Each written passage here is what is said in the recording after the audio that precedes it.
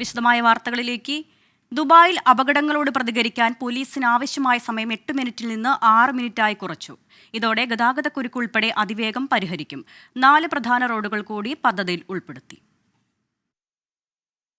Dubai പോലീസും RTIയും ചേർന്ന് നടപ്പാക്കുന്ന പദ്ധതി വഴി ഇനി മുതൽ അപകടമുണ്ടായാൽ 6 മിനിറ്റിനുള്ളിൽ പോലീസ് എത്തും. അപകടങ്ങളെ തുടർന്നുണ്ടാകുന്ന ഗതാഗത കുരുക്കുൾപ്പെടെ അതിവേഗം നീക്കം ചെയ്യും. നേരത്തെ നടപ്പാക്കിയ ട്രാഫിക് ഇൻസിഡന്റ് മാനേജ്മെന്റ് യൂണിറ്റ് പദ്ധതിയിൽ 4 പ്രധാന റോഡുകൾ കൂടി ഉൾപ്പെടുത്തിയാണ് പദ്ധതി വിപുലീകരിച്ചത്. ഇതോടെ പദ്ധതിയുടെ പരിധിയിൽ വരുന്ന തെരുവുകളുടെ എണ്ണം 13-ൽ നിന്ന് 17 ഉയരും. പദ്ധതി വഴി വാഹന തകരാറുകൾ വേഗത്തിൽ പരിഹരിക്കുന്നുവെന്നും അപകടം വേഗത്തിൽ കൈകാര്യം ചെയ്ത് അപകടത്തിന് ശേഷം എളുപ്പത്തിൽ സാധാരണ നിലയിലേക്ക് ഗതാഗതം പുനഃസ്ഥാപിക്കുകയും ചെയ്യുന്നുണ്ടെന്ന് RTI ചെയർമാനും ഡയറക്ടർ ജനറലുമായ മൻസൂർ അൽ താഹിർ പറഞ്ഞു. നഗരത്തിലെ പ്രധാന ഹൈവേകളിലും റോഡുകളിലും അതിവേഗ റെസ്പോൺസ് വാഹനങ്ങൾ വിന്യസിക്കുന്നതിന് പ്രത്യേക സ്ഥലങ്ങൾ സജ്ജമാക്കിയതായും അധികൃതർ അറിയിച്ചു. 24 ദുബായ്. ഫുട്ബോൾ ലോകകപ്പ് യോഗ്യതാ മത്സരത്തിനായി ഇന്ത്യൻ ദേശീയ ടീം സൗദിയിലെത്തി. വ്യാഴാഴ്ച അബഹയിൽ വെച്ചാണ് ഇന്ത്യ അഫ്ഗാനിസ്ഥാൻ മത്സരം. എല്ലാവരും പിന്തുണയ്ക്കണമെന്ന് ഇന്ത്യൻ ടീമിലെ മലയാളി താരം സഹൽ അബ്ദുസമദ് അഭ്യർത്ഥിച്ചു. 2026 ഫിഫ ലോകകപ്പ് യോഗ്യതാ റൗണ്ടിൽ അഫ്ഗാനിസ്ഥാനുമായുള്ള മത്സരത്തിനായാണ് ഇന്ത്യൻ ദേശീയ ഫുട്ബോൾ ടീം സൗദിയിലെത്തിയത്. മാർച്ച് 21 വ്യാഴാഴ്ചയാണ് മത്സരം. അബഹയിലെ ദമക് സ്റ്റേഡിയത്തിൽ രാത്രി 10 മണിക്ക് മത്സരം ആരംഭിക്കും. കഴിഞ്ഞ ദിവസം അബഹയിലെത്തിയ ഇന്ത്യൻ ടീം പരിശീലനം ആരംഭിച്ചു. Coach Igor Stimac, captain Sunil Chhetri എന്നിവരുടെ നേതൃത്വത്തിൽ 23 താരങ്ങളാണ് സൗദിയിലെത്തിയിരിക്കുന്നത്. മോഹൻ ബഗാൻ താരം സഹൽ അബ്ദുസമദാണ് ടീമിലെ മലയാളി സാന്നിധ്യം. മത്സരവുമായി ബന്ധപ്പെട്ട പ്രതീക്ഷ 24മായി പങ്കുവച്ച സഹൽ എല്ലാവരും സപ്പോർട്ട് ചെയ്യണമെന്ന് അഭ്യർത്ഥിച്ചു. നമ്മൾ ഇന്നലെ നാഷണൽ ടീം ഇവിടെ എത്തി, അഭയിലെത്തി. എല്ലാം അടിപൊളിയാണ്. ഫെസിലിറ്റി, ഹോട്ടല്, ട്രെയിനിങ് ഗ്രൗണ്ട് എല്ലാം അടിപൊളിയാണ്. അപ്പോൾ നിങ്ങളുടെ എല്ലാവരും സപ്പോർട്ടും വേണം.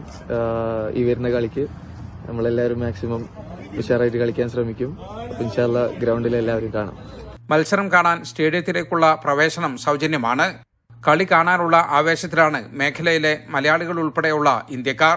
നമ്മുടെ അസീർ റീജിയന്റെ ചരിത്രത്തിൽ ആദ്യമായിട്ടാണ് നമ്മുടെ ഇന്ത്യന്റെ നാഷണൽ ടീം ഫുട്ബോൾ കളിക്കുന്നതിന് വേണ്ടി വരുന്നത്. നമ്മുടെ ഈ പ്രദേശത്തുള്ള മുഴുവൻ ഫുട്ബോൾ കളിക്കാരും എല്ലാവരും വളരെ ആവേശത്തോട് കാത്തിരിക്കുകയാണ് ഫുട്ബോൾ കളി കാണാൻ. അതുപോലെ തന്നെ ഇവിടെയുള്ള എല്ലാ ആളുകളും, ജിസാൻ, അതുപോലെ നജറാൻ, ഈ ഭാഗത്തു നിന്നൊക്കെ ഒരുപാട് ആളുകൾ ഈ കളി കാണാൻ വരുമെന്നാണ് പ്രതീക്ഷിക്കുന്നത്. മുൻ കേരള ബ്ലാസ്റ്റേഴ്സ് താരം, ഇപ്പം മോഹൻ ബഗാന്റെ പ്ലെയറുമായ സഹൽ അബ്ദുസമദ് കളിക്കുന്നുണ്ട്. നമ്മൾ മലയാളികൾക്ക് എല്ലാം ഒരു ആവേശമാണ്. അപ്പം അസീർ റീജിയനിലെ എല്ലാവരും മാക്സിമം വന്ന് ഈ കളിയെ സപ്പോർട്ട് ചെയ്യുക. ഇത് നമ്മുടെ ഒരു ആവശ്യമാണ്, ഒരു ഇന്ത്യൻ ടീമിനെ വിജയിപ്പിക്കുക എന്നുള്ളത്. അഫ്ഗാനിസ്ഥാനിൽ നടക്കേണ്ടിയിരുന്ന മത്സരം സാങ്കേതിക കാരണങ്ങളാൽ സൗദിയിലേക്ക് മാറ്റുകയായിരുന്നു. ഗ്രൂപ്പിൽ നേരത്തെ ഖത്തറുമായി പരാജയപ്പെട്ട ഇന്ത്യ കുവൈറ്റുമായുള്ള മത്സരത്തിൽ വിജയിച്ചിരുന്നു. അബഹയിൽ നിന്നും റസാഖ് നഷരിക്കൊപ്പം ജലീൽ കണ്ണമംഗലം, 24. ദോഹയിൽ ഹൃദയാഘാതത്തെ തുടർന്ന് മലയാളി അന്തരിച്ചു. തൃശൂർ കയ്പമംഗലം സ്വദേശി താനത്ത് പറമ്പിൽ ഷെറിൻ കെ മുഹമ്മദാണ് മരിച്ചത്. 42 വയസ്സായിരുന്നു. മൃതദേഹം നാട്ടിലെത്തിക്കാൻ ഖത്തർ KMCC അൽ ഇഹ്സാൻ മയ്യത്ത് പരിപാലന കമ്മിറ്റിയുടെ നേതൃത്വത്തിൽ നടപടികൾ തുടരുകയാണ്. ഇന്ത്യൻ അസോസിയേഷൻ ഷാർജയിലെ പ്രതിപക്ഷ മുന്നണിയായ മതേതര ജനാധിപത്യ മുന്നണിയുടെ ആഭിമുഖ്യത്തിൽ ഇഫ്താർ സംഗമം സംഘടിപ്പിച്ചു. ഇന്ത്യൻ അസോസിയേഷൻ ഷാർജ കമ്മ്യൂണിറ്റി ഹാളിൽ നടന്ന പരിപാടിയിൽ മുന്നണി working chairman V. Narayanan Nair അധ്യക്ഷനായി. മുരളി മംഗലത്ത് റമദാൻ സന്ദേശം നൽകി. KPCC മുൻ secretary Mannar Abdul Latheef, Indian association Sharjah president Nisar Thalangara, INCAS UAE acting president TA Raveendran, മുന്നണി general convener Ranjan Jacob, treasurer Shajilal, ഇഫ്താർ മീറ്റ് കൺവീനർ മുഹമ്മദ് ഷഫീഖ് എന്നിവർ സംസാരിച്ചു.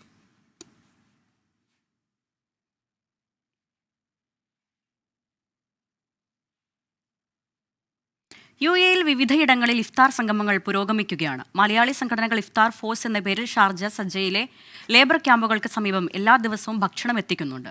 ഷാർജയിൽ നിന്ന് അരുൺ പാറാട്ട് തയ്യാറാക്കിയ റിപ്പോർട്ടിലേക്ക്. UAEയുടെ വിവിധയിടങ്ങളിൽ ഇഫ്താർ സംഗമങ്ങൾ സജീവമാണ്. പള്ളികൾക്ക് ചുറ്റിലും ഇഫ്താർ ടെന്റുകളിലും നൂറുകണക്കിന് ആളുകളാണ് ഇഫ്താർ സംഗമങ്ങളിൽ പങ്കെടുക്കുന്നത്. വ്യാവസായിക മേഖലകളിൽ നടക്കുന്ന ഇഫ്താർ സംഗമങ്ങളിൽ വിവിധ രാജ്യങ്ങളിലെ ആളുകൾ ഒരുമിച്ചിരുന്ന് നോമ്പ് മുറിക്കും.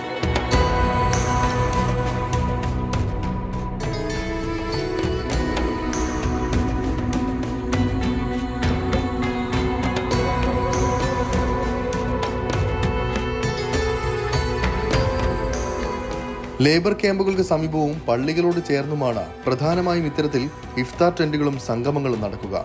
വിവിധ രാജ്യക്കാരായ ആളുകൾ ഒരുമിച്ചെത്തി മനസ്സു നിറഞ്ഞ് ഭക്ഷണം കഴിച്ചു മടങ്ങും. ജാതി മത വർഗ വ്യത്യാസമില്ലാതെ ഇവിടെ എല്ലാവർക്കും വയറു നിറയെ ഭക്ഷണം കഴിക്കാം.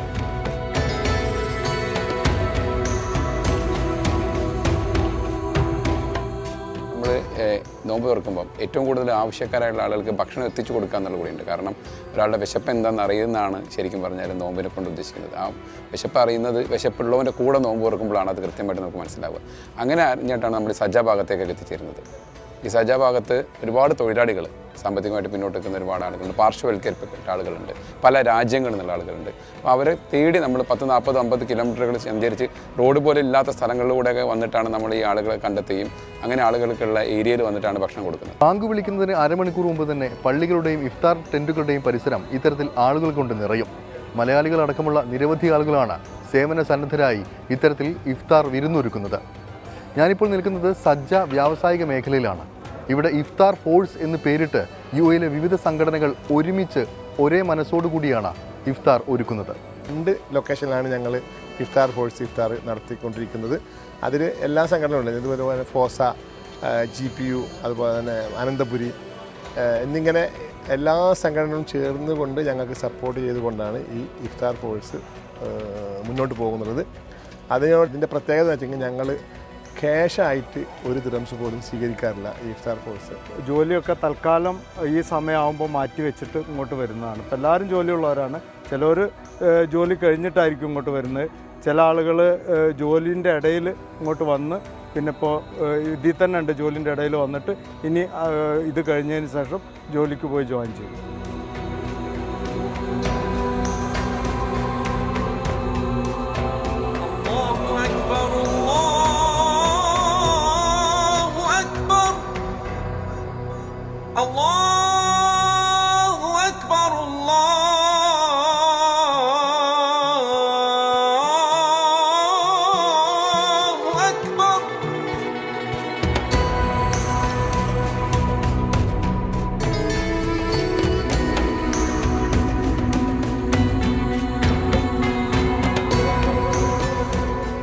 ഇത്തരത്തിൽ സാഹോദര്യത്തിന്റെയും പരസ്പര സ്നേഹത്തിന്റെയും പങ്കുവെക്കലിന്റെയും സന്ദേശമാണ് ഓരോ ഇഫ്താർ സംഗമങ്ങളും മുന്നോട്ട് വെക്കുന്നത്.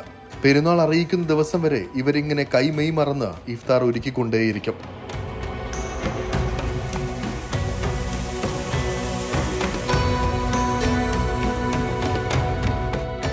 ഷാർജയിൽ നിന്നും ശരത് ചെറുകുന്നിനൊപ്പം അരുൺ പറാട്ട്, 24. സൗദിയിലെ കമീസ് മുഷൈദ് KMCC സെൻട്രൽ കമ്മിറ്റിയുടെ നേതൃത്വത്തിൽ ഇഫ്താർ സംഗമം നടത്തി. മുഹമ്മദ് കുട്ടി മാതാപ്പുഴ, ജലീൽ കാവനൂർ, സിറാജ് വയനാട്, അലി സി പൊന്നാനി, ഹാഫിസ് രാമനാട്ടുകാർ എന്നിവർ നേതൃത്വം നൽകി.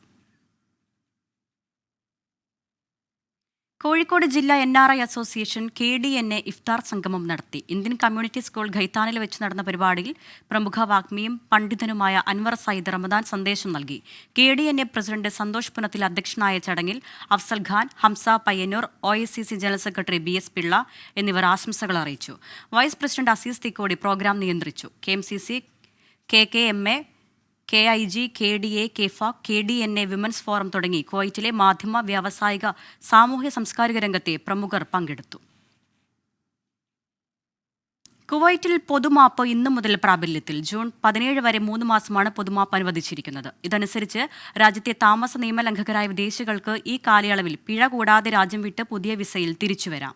രാജ്യം വിടാൻ താൽപ്പര്യമില്ലാത്തവർക്ക് പിഴ അടച്ച താമസരേഖ നിയമവിധേയമാക്കാനും കഴിയും. 600 കുവൈറ്റ് ദിനാറാണ് പരമാവധി പിഴ. രാജ്യത്തെ ഏകദേശം 1,40,000 അനധികൃത താമസക്കാർ ഉണ്ടെന്നാണ് കണക്ക്. ലോകകപ്പ് ഫുട്ബോളിനായുള്ള പലസ്തീനും ബംഗ്ലാദേശും തമ്മിലുള്ള യോഗ്യതാ മത്സരം ഈ മാസം 21 കുവൈറ്റിൽ നടക്കും. ജാബിർ അൽ അഹമ്മദ് ഇന്റർനാഷണൽ സ്റ്റേഡിയത്തിലാണ് മത്സരം. അൽ തൂനിസി മുക്കറം ദാബൂബിന്റെ നേതൃത്വത്തിലുള്ള അൽ ഫിയാദിൻ പലസ്തീൻ ടീമും ബംഗ്ലാദേശ് ഔദ്യോഗിക ടീമും അടുത്ത ദിവസങ്ങളിലായി കുവൈറ്റിലെത്തും. ഇസ്രായേലിന്റെ നിരന്തരമായ ആക്രമണം തുടരുമ്പോഴാണ് പലസ്തീൻ ടീം കുവൈറ്റിലെത്തുന്നത്.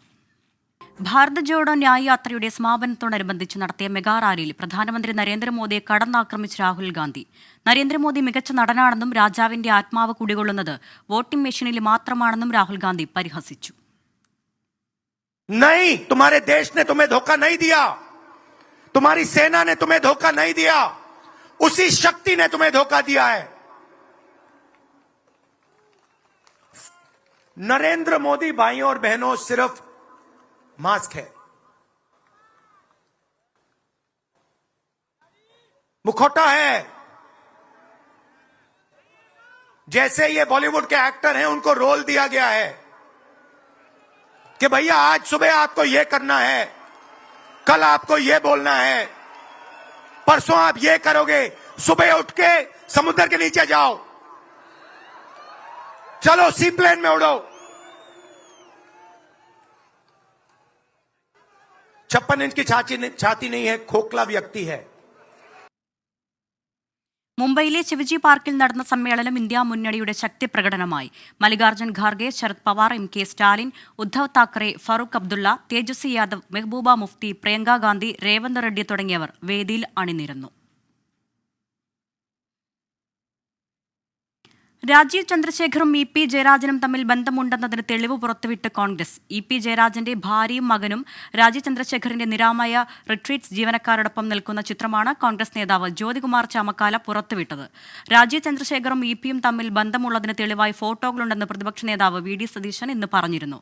ഇതിനു പിന്നാലെയാണ് കോൺഗ്രസ് ചിത്രം പുറത്തുവിട്ടത്.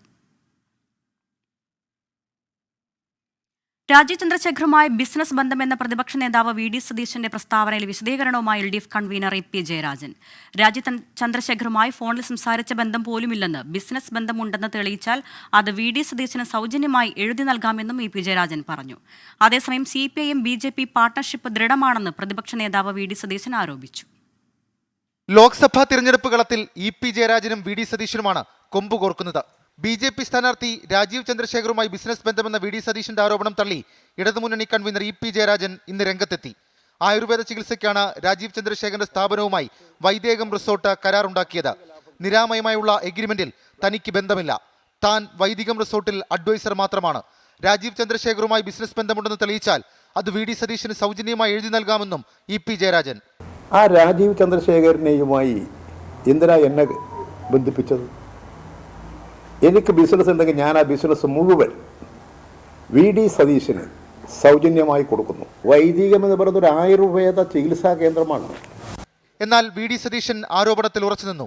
EP ജയരാജന്റെ കുടുംബാംഗങ്ങൾ രാജീവ് ചന്ദ്രശേഖരന്റെ കമ്പനി പ്രതിനിധികളുമായി നിൽക്കുന്ന ചിത്രങ്ങളുണ്ട്. പണ്ട് അന്തർധാര മാത്രമേ ഉണ്ടായിരുന്നുള്ളൂ.